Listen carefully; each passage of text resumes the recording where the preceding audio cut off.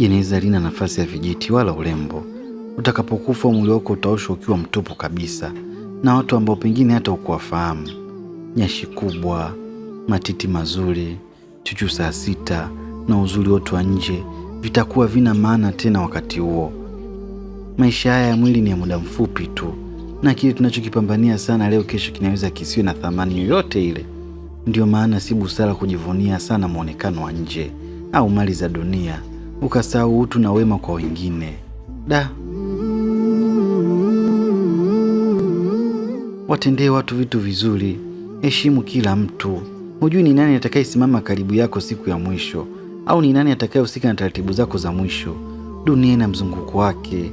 Leo una nguvu na nafasi, kesho mambo yanaweza kubadilika. Kumbuka, watu hawatakukumbuka kwa uzuri wako au ulivyovaa, bali watakukumbuka kwa matendo yako, maneno yako na namna ulivyoyatendea.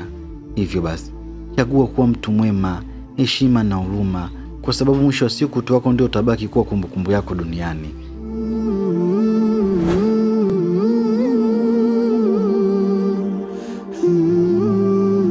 Ibra.